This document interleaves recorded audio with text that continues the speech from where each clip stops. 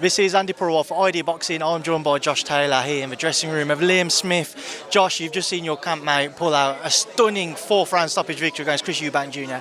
I don't think anybody would have predicted that beforehand, but talk to me from your perspective what you made of what we just saw. Oh, it's a brilliant night. I didn't think it would be as quick as that, but I said it in an interview through the week there, through the weeks, that I thought Liam could stop him. Everybody's you're mad, you're crazy. But I knew he could because I seen what he was doing in the gym, and I seen how he was preparing, the way he was sparring, and then I seen a clip that Sky Sports put up of Eubank sparring, and I knew that he could have caught him with a counter and got him out there, but didn't think it would be in that kind of fashion. Wow, it was unbelievable. Throughout the entire week,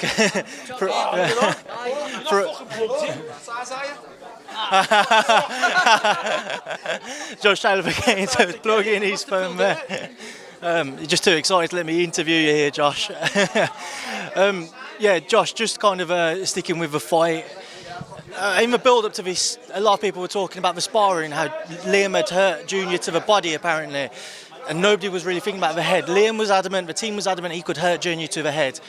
Was you expecting it to be something like that? I didn't think it would be like that, no.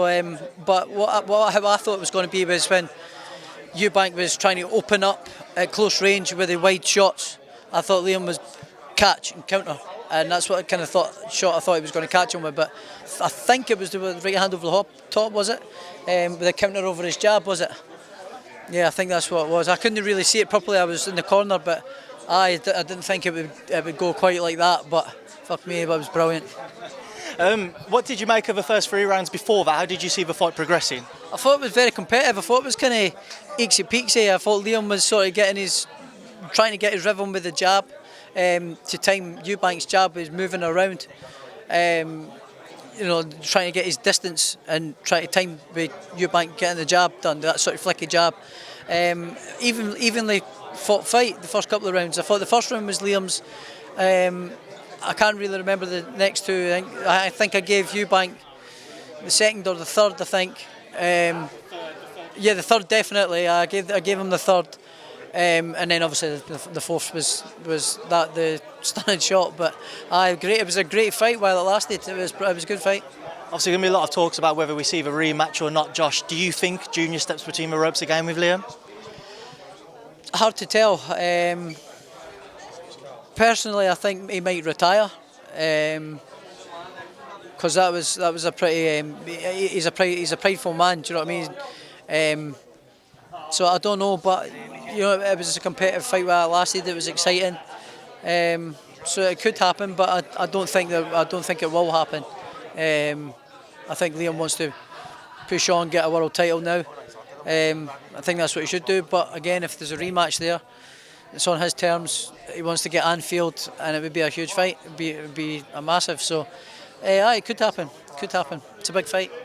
Josh, that crowd in there tonight was unbelievable. What did you make of that? Oh, brilliant! That song, that Kung's This Girl, it's brilliant.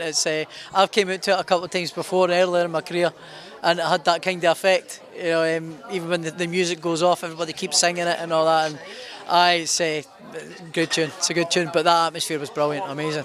Josh, I'm sure just seeing that tonight got your own juices flowing, got you eager to get back in the ring. Unfortunately, the news come out about your injury. Obviously, I've spoken to Joe Mack and a couple of others, but can you just fill us in on as to what exactly you've done and when you're hopeful of getting this rematch on? Yeah, well, hopefully the rematch.